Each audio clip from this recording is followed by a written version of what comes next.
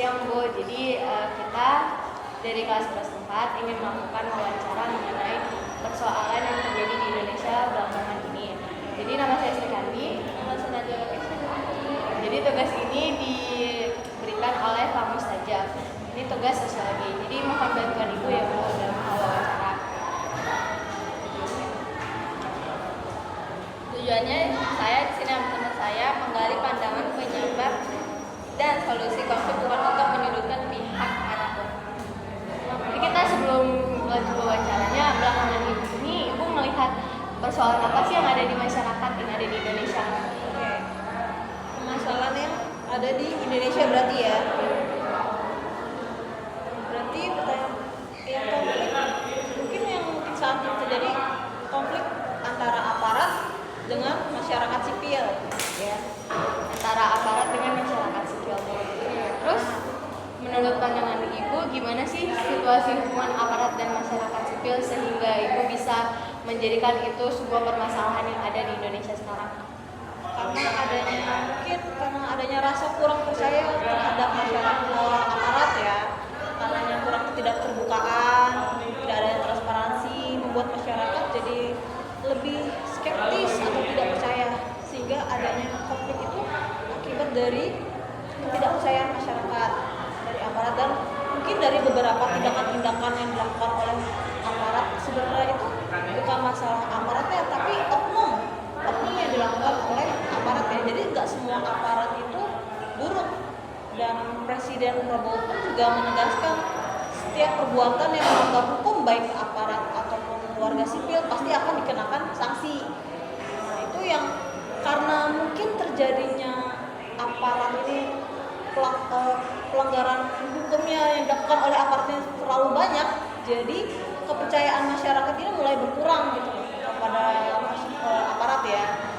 Jadi mulai dari berita-berita di media sosial, aparat yang melakukan tindakan asusila atau melakukan pembunuhan itu mulai banyak di media sosial, jadi sehingga mengurangi rasa kepercayaan masyarakat. Itu jadi kayak faktor utama pendorongnya. Jadi Ibu memilih tema itu karena itu yang lagi marak-maraknya di Indonesia, lagi benar-benar perlu kita lebih dalamin lagi. Baik. Apa saja kasus atau contoh ketegangan yang pernah terjadi tanpa menyebutkan nama atau detail sensitif? Oke. Kasus ketegangan antara aparat dengan masyarakat yang baru-baru ini terjadi. Nah, contohnya yang kemarin pas ketika demo ya, itu ada aparat yang menggas masyarakat dengan mobilnya, mobil kendaraan yang dibeli oleh pajak masyarakat digunakan untuk membunuh masyarakat sendiri. Sebenarnya itu bukan salah aparatnya, tapi salah oknumnya. Oknumnya itu sendiri juga sudah dijatuhi hukuman.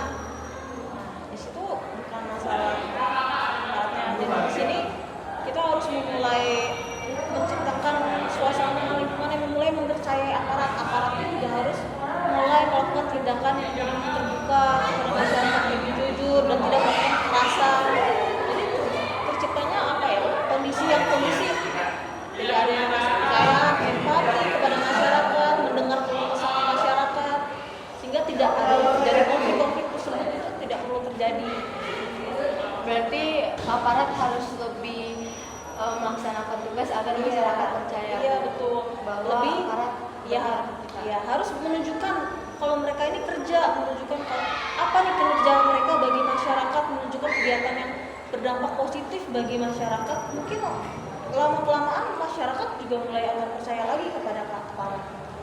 Kebaikan kita.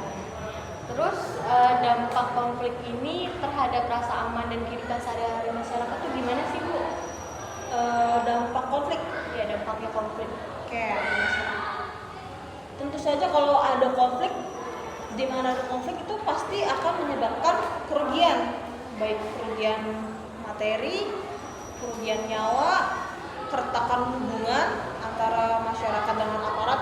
Hubungan itu ketika sudah retak akan sulit kembali untuk dibangun kan, membutuhkan waktu yang sangat lama untuk mendapatkan kepercayaan dari masyarakat. Keretakan hubungan karena mungkin ada masalah, berbagai banyak masalah, susah mendapatkan kepercayaan. Nah, itu tadi kerugian kerugian harta benda dan serta nyawa itu akibat dari konflik. Sebenarnya konflik itu diperlukan dan wajib. Kenapa? Karena kalau nggak ada konflik nggak akan terjadi perubahan sosial ya. Oke. Dimana setiap manusia itu nggak bisa selalu stagnan atau tetap. Manusia dari zaman ke zaman akan selalu mengalami perubahan, baik perubahan secara lambat ataupun secara cepat. Nah, menurut teori konflik sosial menurut Karl Marx itu dari buku sosiologi, perubahan sosial dan konflik sosial selalu melekat dan berkesinambungan dalam masyarakat. Jadi, perubahan sosial dibutuhkan untuk membangun sistem sosial yang lebih baik. Ketika ada perubahan sosial, maka berkesinambungan dengan adanya konflik sosial. Oke. Jadi ketika mau perubahan sosial yang mau berubah nih, pasti selalu ada konflik. Apa yang harus dirubah dari sosial yang nggak benar nih? Pasti harus ada pertentangan dari kedua belah pihak kan. Baru nanti dipersetujukan nih apa yang harus dirubah. Baru kemudian terjadilah perubahan sosial yang dituntut oleh, misalkan ada dua kubu kan, yang pertama kubu pemerintah dan kubu masyarakat. Nah, kubu masyarakat ini menuntut apa kemarin waktu pas demo? Menuntut 17 tuntutan rakyat sama 8 ya, 17 plus 8 gitu yang dituntut oleh rakyat. Nah, itu yang dituntut sebenarnya oleh rakyat kepada bagian pemerintah, DPR, Polri dan TNI ya, itu untuk keseluruhan dan ekonomi negara. Nah, itu adalah tuntutan atau konflik yang harus diselesaikan oleh pemerintah. Oke. Terus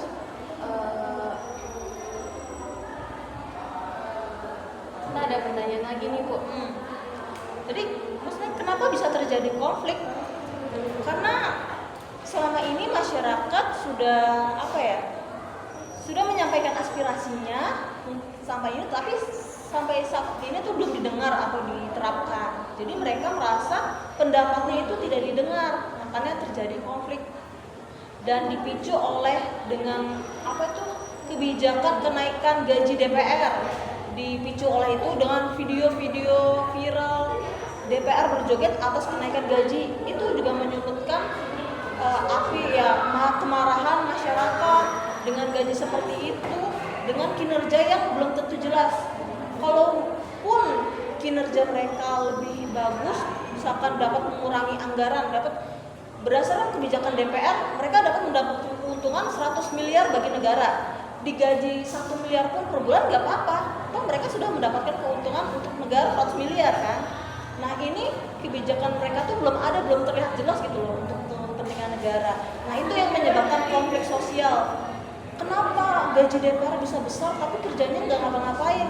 Nah, itu kan yang diperdebatkan masyarakat kan. Kenapa nih ada tunjangan rumah, gaji DPR besar? Itulah perubahan sosial. Perubahan sosial tuh akibat dari perbedaan pendapat. Jadi adanya konflik secara cepat. Kayak perubahan sosial cepat itu menyebabkan adanya disintegrasi atau perpecahan. Perubahan sosial cepat, makanya perubahan sosial cepat itu tidak bisa diterima secara langsung, jadi secara cepat ya. Kecuali perubahan sosial secara lambat. Lambat itu bisa membiarkan masyarakat untuk beradaptasi lah. Misalkan perubahan sosial tadinya, contoh konflik yang lain selain demo ini adalah teknologi. Teknologi juga berdampak pada perubahan sosial kan. Contohnya apa yang waktu kemarin menyebabkan konflik? Teknologi ojek online. Ojek online dari dulu pernah kan ada konflik. Sebelum ada ojek online itu, ojek itu berdirinya offline atau ojek pangkalan. Nah, teknologi itu berpengaruh terhadap perubahan sosial nggak? Berpengaruh, sangat berpengaruh. Dengan adanya teknologi yang masuk secara mendadak, itu akan menyebabkan terjadinya perubahan sosial, tapi menyebabkan konflik sosial ya, karena perubahan sosial secara mendadak. Nah, itu yang menyebabkan konflik perubahan sosial yang secara mendadak dan tidak disetujui oleh satu pihak. Itu seperti itu. Nah, faktor perubahan sosial itu banyak sebenarnya. Nah, itu salah satunya. Oke, sebenarnya Bu. Lalu menurut Ibu langkah apa saja yang sudah atau seharusnya dilakukan aparat untuk meredakan ketegangan? Oke, harusnya itu dengan ketegasan pemerintah ya. lebih tegas menindak aparat yang bermasalah. Itu untuk aparat, dan untuk warga sipil ketika ingin menyampaikan aspirasinya itu tidak dengan kekerasan, dengan tidak menghancurkan fasilitas umum, itu juga harus diterima oleh pemerintah, didengarkan aspirasinya. Itu baru cara berdemo yang sehat, tidak menggunakan kekerasan, tidak merusak fasilitas umum, dan kemudian dengan mediator atau pihak ketiga ya, dengan pihak ketiga atau orang yang netral, tidak membela pihak satu dan pihak dua, mediasi untuk mencapai tujuan dan kesepakatan bersama apa nih yang perlu disepakati, sehingga biar tidak ada terjadi konflik lagi, biar tidak ada terjadi kerugian harta, nyawa ataupun yang lainnya. Kalau terjadi konflik kan banyak kerugiannya, mungkin ada faktor-faktor lain, ada orang yang menunggangi dari konflik tersebut, bisa jadi. Jadi kalau ketika kita ingin menyampaikan aspirasi, menyampaikan dengan secara terbuka, jangan apa ya, menghindari konflik. Berarti kita harus secara terbuka harus menerima pendapat satu sama lain ya. Iya, harus, dan kita harus menyampaikan pendapat secara terbuka, dan aparat harus menerima pendapat masyarakat secara empati, ada empatinya, terbuka, dan lebih apa ya? Ya lebih menerima pendapat masyarakat tanpa adanya kekerasan. Lalu bagaimana peran masyarakat dalam memperbaiki hubungan tersebut? Memperbaiki hubungan, jadi nggak bisa cuma dari salah satu pihaknya doang ya, jadi harus ada dari pihak polisian ataupun tentara ataupun pemerintah, jadi harus ada dua pihak untuk saling memperbaiki hubungan. Ketika hubungan yang terpecah kan nggak bisa cuma satu pihak doang yang memperbaiki kan, jadi harus keduanya saling berusaha, adanya keterbukaan, hubungan yang saling menguntungkan. Ketika kepolisian sudah menguntungkan bagi masyarakat, masyarakat pun pasti akan rela untuk membayar pajak untuk menggaji kepolisian dan TNI gitu kan. Jadi ketika ada effort ataupun tindakan yang sesuai, masyarakat pun rela-rela aja dan akan mewujudkan lingkungan yang aman dan kepercayaan bagi kepolisian ataupun Jadi apa harapan Ibu agar hubungan aparat dan masyarakat menjadi lebih harmonis? ya. Hubungannya aparat lebih transparansi lagi mungkin ya, aparat itu lebih transparansi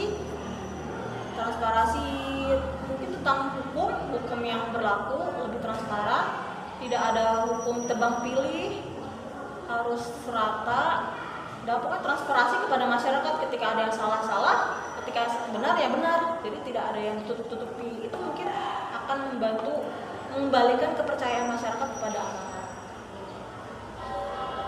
Berarti sekian dari wawancara kita, Bu. Berarti dari sini kesimpulan yang kita dapat, kita hukum itu harus dijalankan dengan transparan ya, Bu.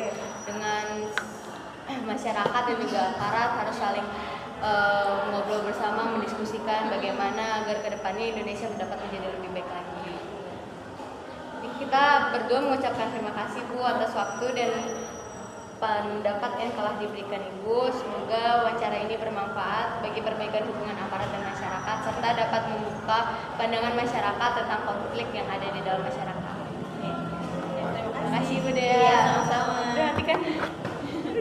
Udah kamu.